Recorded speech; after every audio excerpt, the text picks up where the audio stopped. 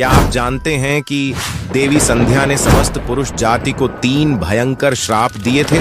लेकिन क्यों?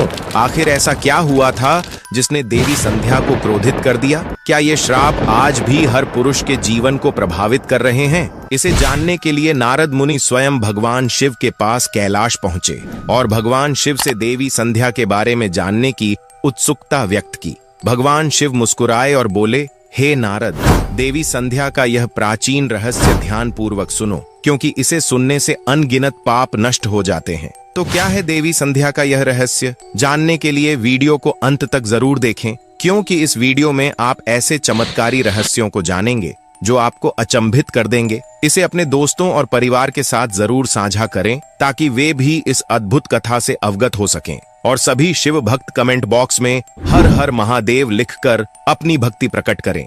नमस्कार दोस्तों, एक समय की बात है जब देवर्षि नारद भगवान शिव के दर्शन के लिए कैलाश पर्वत पहुंचे और फिर शिवजी के चरणों में नतमस्तक होकर पूछा, हे प्रभु, मैं यह जानने आया हूँ कि देवी संध्या कौन थी और उन्होंने समस्त पुरुष जाति को कौन सा श्राप दिया था। भगवान शिव ने गंभीर स्वर में कहा, हे नारद, देवी संध्या का यह प्राचीन इतिहास अत्यंत रहस्यमयी और प्रभावशाली है। मात्र इसका श्रवण करने से ही असंख्य पाप क्षण भर में भस्म हो जाते हैं। यह सुनकर नारद मुनि की जिज्ञासा और भी बढ़ गई। उन्होंने विनम्रता पूर्वक कहा, हे प्रभु, मैं इस कथा को पूरी श्रद्धा से सुनूंगा। कृपा कर इस रहस्य से मुझे अवगत कराइए। तब भगवान शिव ने नारद मुनि को देवी संध्या की दिव्य और रहस्यमयी कथा सुनाना प्रारंभ किया। हे नारद, जब सृष्टि का आरंभ हो रहा था तब ब्रह्मा जी कमल के आसन पर विराजमान होकर गहन ध्यान में लीन थे। तभी उनके मन में सृष्टि की रचना करने की इच्छा उत्पन्न हुई। जैसे ही यह इच्छा प्रकट हुई, उनके मन से एक अद्भुत त्रिभुवन सुंदरी कन्या प्रकट हुई। उसकी सुंदरता अद्वितीय थी और उसका मोहक स्वरूप देखकर समस्त ब्रह्मांड मंत्रमुग्ध हो गया। क्योंकि ब्रह्मा जी के मन से उत्पन्न हुई थी, इसलिए वह उनकी मानस कन्या कहलाई। भगवान शिव ने आगे कहा, हे नारद, क्योंकि ब्रह्मा जी ध्यानावस्था में थे और उसी दौरान यह कन्या प्रकट हुई, इसलिए उसका नाम संध्या रखा गया। जब ब्रह्मा जी ने अपनी ध्यान मुद्रा से नेत्र खोले और उस अनुपम सुंदर कन्या को देखा तो क्षण भर के लिए उनका मन विचलित हो उठा। संध्या का मोहक रूप इतना अद्वितीय था कि ब्रह्मा जी भी उसके प्रभाव से बच नहीं सके और उनके भीतर कामभाव जागृत हो गया। जैसे ही ब्रह्मा जी की ऐसी कुपित दृष्टि संध्या पर पड़ी, उसका दिव्य तेज क्षीण हो गया। यह देखकर संध्या अत्यंत दुखी हो गई और उस स्थान को तत्काल छोड़कर चली गई। भगवान शिव ने आगे कहा, हे नारद, यह जान लो कि ब्रह्मा जी के मन में किसी भी प्रकार का विकार उत्पन्न नहीं हो सकता, परंतु प्रभु की लीला अपरंपार है। सृष्टि के प्रवाह को गतिमान रखने के लिए उन्होंने स्वयं ब्रह्मा जी के मन में यह विकार उत्पन्न किया। इसी दिव्य लीला के प्रभाव से क्षण भर के लिए ब्रह्मा जी के भीतर काम भाव जागृत हुआ, परंतु इस घटना के पीछे एक गूढ़ रहस्य छिपा था, समस्त मानव जाति के कल्याण की योजना। अब हे नारद, इस रहस्यपूर्ण लीला को ध्यान पूर्वक सुनो। हे नारद, ब्रह्मा जी के उस व्यवहार से देवी संध्या अत्यंत व्यथित हो गईं। उनके मन में अपार दुख था और वे स्वयं को असहाय महसूस करने लगीं। इस पीड़ा से मुक्ति पाने के लिए वे चंद्रभाग पर्वत पर तपस्या करने के लिए चली गईं। लेकिन वहां पहुंचने के बाद एक नई चिंता उनके मन को सताने लगी। आखिर किस देवता की आराधना करें? किसकी तपस्या से उन्हें शांति मिलेगी? इसी विचार में डूबी हुई संध्या पृथ्वी लोक में भ्रमण करती हुई ब्रह्लोहित नामक सरोवर के समीप जा पहुंची और वहीं खड़ी हो गईं। तभी संयोगवश महर्षि वशिष्ठ उसी मार्ग से गुजर रहे थे। उन्होंने सरोवर के पास खड़ी एक तपस्विनी कन्या को देखा और हैरान रह गए। महर्षि वशिष्ठ उसके पास गए और कोमल स्वर में बोले, भद्रे, तुम कौन हो? किसकी पुत्री हो? इस घने वन में अकेली क्यों भटक रही हो? यदि यह कोई गोपनीय बात न हो तो कृपया मुझे अपना उद्देश्य बताओ। तब देवी संध्या ने महर्षि वशिष्ठ को अपनी पूरी व्यथा सुनाई और विनम्र स्वर में कहा, हे मुनिवर, मैं इस पर्वत पर तपस्या करने के उद्देश्य से आई हूँ। कृपा करके मुझे बताइए कि मैं किस देवता की आराधना करूं? कौन मुझे इस दोष से मुक्त कर सकता है और तपस्या करने का सही विधि विधान क्या है? कृपया मुझे उपदेश देकर अनुग्रहित करें। देवी संध्या की विनम्रता और दुख सुनकर महर्षि वशिष्ठ को उन पर दया आ गई। वे बोले, हे देवी, तुम्हें भगवान नारायण की आराधना करनी चाहिए। नमो नारायणाय नमः इस महामंत्र का श्रद्धा और भक्ति के साथ जाप करो। जब तक भगवान के दर्शन ना हो जाएं, तब तक इस मंत्र का निरंतर स्मरण करती रहो। तुम्हें स्वच्छ वस्त्र धारण कर पूर्ण नियम और संयम के साथ मौन रहकर इस तपस्या का पालन करना होगा। जब तुम्हारी भक्ति से प्रसन्न होकर भगवान नारायण प्रकट होंगे तो वे तुम्हें अवश्य दोष मुक्त कर देंगे। इस प्रकार उपदेश देकर महर्षि वशिष्ठ देवी संध्या को आशीर्वाद देकर वहां से प्रस्थान कर गए। अब देवी संध्या को तपस्या का सही मार्ग मिल चुका था। उनकी प्रसन्नता की कोई सीमा नहीं रही। हृदय में अद्भुत उत्साह लिए वे आनंद पूर्वक श्री हरि की आराधना में लीन हो गईं। उन्होंने महर्षि वशिष्ठ द्वारा बताए गए सभी नियमों का पूरी श्रद्धा और सावधानी से पालन करना शुरू किया। समय बीतता गया और देवी संध्या अपनी कठोर तपस्या में मग्न रहीं। उनकी भक्ति इतनी गहरी थी कि उन्होंने चारों युगों तक बिना विचलित हुए तप किया। उनकी तपस्या, व्रत और भगवान के प्रति अटूट समर्पण को देखकर समस्त देवता चकित रह गए। संपूर्ण ब्रह्मांड में उनकी तपस्या की गूंज सुनाई देने लगी। अंततः उनकी अनन्य भक्ति से प्रसन्न होकर भगवान विष्णु स्वयं चतुर्भुज रूप में प्रकट हुए। भगवान विष्णु ने मुस्कुराते हुए कहा, हे देवी, उठो, मैं तुम्हारी कठोर तपस्या और अटूट भक्ति से अत्यंत प्रसन्न हूँ।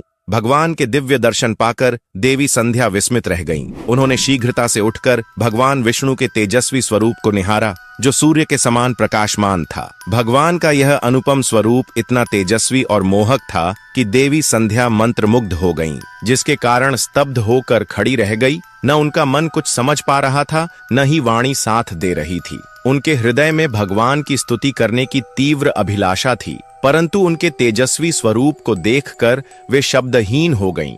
भगवान विष्णु ने उनकी मनोदशा को भली भांति समझ लिया। उन्होंने संध्या को दिव्य ज्ञान दृष्टि प्रदान की और साथ ही उन्हें वाणी का आशीर्वाद दिया। जैसे ही यह दिव्य कृपा मिली, देवी संध्या के हृदय में भक्ति का ज्वार उमड़ पड़ा। वे अपार उत्साह और श्रद्धा के साथ भगवान विष्णु की स्तुति करने लगीं। उनके प्रत्येक शब्द में भक्ति की गहराई और समर्पण स्पष्ट झलक रही थी। तपस्या के कारण देवी संध्या का शरीर अत्यंत क्षीण और दुर्बल हो चुका था। भगवान विष्णु ने उनकी दशा देखी और अपनी अमृतमयी दृष्टि से उनका शरीर पुनः हृष्टपुष्ट और तेजस्वी बना दिया। संध्या अब पहले की तरह सशक्त और ऊर्जा से भरपूर महसूस करने लगी। इसके बाद भगवान विष्णु ने मधुर वाणी में कहा, भद्रे, तुम्हारी कठोर तपस्या और अटूट भक्ति से मैं अत्यंत प्रसन्न हूँ। तुम जो भी इच्छा रखती हो, निःसंकोच वरदान मांग लो। यह सुनकर देवी संध्या भाव विह्वल हो गईं और विनम्र स्वर में बोली, हे प्रभु, यदि आप मुझ पर प्रसन्न हैं और मुझे वरदान देना चाहते हैं तो कृपा करके मुझे ये 3 वरदान प्रदान करें। प्रथम वर यह कि संसार के समस्त प्राणियों के मन में जन्म लेते ही काम का विकार उत्पन्न न हो। द्वितीय वर यह कि मेरा पतिव्रत धर्म सदा अटूट बना रहे और कभी खंडित न हो। तृतीय वरदान मुझे यह दीजिए कि मेरे मन में अपने पति के अतिरिक्त किसी अन्य पुरुष के प्रति कभी भी आसक्ति न उत्पन्न हो। देवी संध्या ने आगे कहा, हे प्रभु, मैं एक और वरदान चाहती हूँ। जो भी पुरुष मेरी ओर काम भाव से देखे वह तुरंत ही नपुंसक हो जाए। भगवान विष्णु मंद मुस्कान के साथ बोले, कल्याणी, तुमने संसार के कल्याण हेतु अत्यंत उत्तम वरदान मांगा है, इसलिए मैं आज से एक अटल मर्यादा स्थापित करता हूँ। आज से कोई भी प्राणी जन्म लेते ही काम वासना से युक्त नहीं होगा। मनुष्य के जीवन की 4 अवस्थाएं होंगी, बाल्य, कौमार्य, यौवन और जरा। इनमें केवल कौमार्य अवस्था के अंत में ही काम भाव उत्पन्न होगा। तुम्हारे तप और सतीत्व की महिमा तीनों लोकों में गूंजेगी। तुम्हारे पति के अतिरिक्त यदि कोई अन्य पुरुष तुम्हें काम भाव से देखेगा तो वह तत्काल नपुंसक हो जाएगा। भगवान विष्णु ने आगे कहा, हे देवी संध्या, तुम्हारे पति अत्यंत भाग्यशाली, तपस्वी और दिव्य गुणों से युक्त होंगे। वे न केवल सुंदर और तेजस्वी होंगे बल्कि तुम्हारे साथ 7 कल्पों तक जीवन यापन करेंगे। तुमने जो भी वरदान मांगे मैंने वे सभी प्रदान कर दिए। अब मैं तुम्हारे मन की बात कहता हूँ। पहले तुमने अग्नि में अपने शरीर को त्यागने की प्रतिज्ञा ली थी। यह प्रतिज्ञा तुम्हें इसलिए करनी पड़ी क्योंकि ब्रह्मा जी की दृष्टि तुम पर पड़ी थी। हालांकि तुम पूर्णतः निर्दोष थीं, फिर भी यह घटना तुम्हारे मन में एक बोझ बन गई। लेकिन हे देवी, मैं तुम्हें मार्ग दिखाता हूँ। यहाँ के पास ही चंद्रभागा नदी के तट पर महर्षि मेधातिथि एक महान यज्ञ कर रहे हैं जो 12 वर्षों में पूर्ण होगा। उसी यज्ञ में उचित समय पर तुम अपने शरीर का त्याग कर अपनी प्रतिज्ञा पूरी कर सकती हो, परंतु स्मरण रहे वहाँ तुम्हें ऐसे वेश में जाना होगा कि मुनियों की दृष्टि तुम पर न पड़े। हे देवी संध्या, मेरी कृपा से अब तुम अग्नि की पुत्री कहलाओगी। जिसे तुम अपना पति बनाना चाहती हो, उसका चिंतन करते हुए तुम यज्ञ की पवित्र अग्नि में अपने शरीर का त्याग करो। इतना कहकर भगवान विष्णु ने अपने दिव्य हाथों से देवी संध्या के मस्तक का स्पर्श किया। जैसे ही भगवान का स्पर्श हुआ, संध्या का शरीर आटे का बन गया। भगवान ने ऐसा इसलिए किया ताकि यज्ञ की पवित्र अग्नि में मांस न गिरे और अग्निदेव मांस भोजी न बने, क्योंकि यह यज्ञ समस्त संसार के कल्याण के लिए किया जा रहा था। इसके बाद देवी संध्या अदृश्य हो गईं और चंद्रभागा नदी के तट पर हो रहे यज्ञ के स्थान पर पहुंच गईं। उस समय उनके मन में केवल एक ही भावना थी कि जब पृथ्वी पर आई तब सबसे पहले उन्होंने महर्षि वशिष्ठ के दर्शन किए थे। इसीलिए उनके मन में यह दृढ़ विश्वास था कि वही उनके आदर्श और नियत पति हैं। संध्या ने अपने अंतर्मन में महर्षि वशिष्ठ का स्मरण किया और उनकी छवि को ध्यान में रखते हुए यज्ञ की पवित्र अग्नि में अपने शरीर का त्याग कर दिया। फिर भगवान विष्णु की आज्ञा से अग्निदेव देवी संध्या के शरीर को सूर्य मंडल पर ले गए। वहां सूर्यदेव ने संध्या के दिव्य शरीर को 2 भागों में विभाजित किया और उन्हें अपने रथ पर स्थापित कर दिया। देवताओं और पितरों को प्रसन्न करने के लिए सूर्यदेव ने संध्या के शरीर का एक भाग प्रातः काल और दूसरा भाग संध्या काल में परिवर्तित कर दिया। यही कारण है कि सूर्योदय के समय को प्रातः संध्या और सूर्यास्त के समय को संध्या काल कहा जाता है। इस प्रकार त्याग और समर्पण की मूर्ति देवी संध्या ने यज्ञ की पवित्र अग्नि में अपने जीवन का समर्पण कर दिया। लेकिन भगवान विष्णु के वरदान के अनुसार देवी संध्या ने अगले जन्म में अरुंधति के रूप में पुनर्जन्म लिया और ब्रह्मर्षि वशिष्ठ की पत्नी बनी। भगवान शिव ने मुस्कुराते हुए कहा, हे नारद, इस प्रकार देवी संध्या के तप और त्याग के कारण ही संसार में जन्म लेने वाला प्रत्येक प्राणी प्रारंभ में काम वासना से रहित होता है। जब तक वह कौमार्य अवस्था तक नहीं पहुंचता, तब तक उसके मन में किसी भी प्रकार की काम भावना उत्पन्न नहीं होती। यह सृष्टि की एक दिव्य व्यवस्था है जो संध्या के कठोर तप और भगवान विष्णु के वरदान से स्थापित हुई है। इसके बाद भगवान शिव ने कहा, हे नारद, मैंने तुम्हें देवी संध्या के जीवन का संपूर्ण चरित्र सुना दिया। उनका त्याग, उनकी भक्ति और उनके द्वारा स्थापित मर्यादाएं युगों युगों तक अमर रहेंगी। देवर्षि नारद ने श्रद्धा से भगवान शिव को प्रणाम किया और भाव विह्वल होकर बोले, हे प्रभु, आपने मुझे देवी संध्या की इस पावन कथा सुनाकर मुझ पर महान उपकार किया है। उनके चरित्र को सुनकर मैं कृतार्थ हो गया। तो दोस्तों, अगर आपको यह कहानी रोचक लगी और आप ऐसी ही अद्भुत पौराणिक कथाएं सुनना चाहते हैं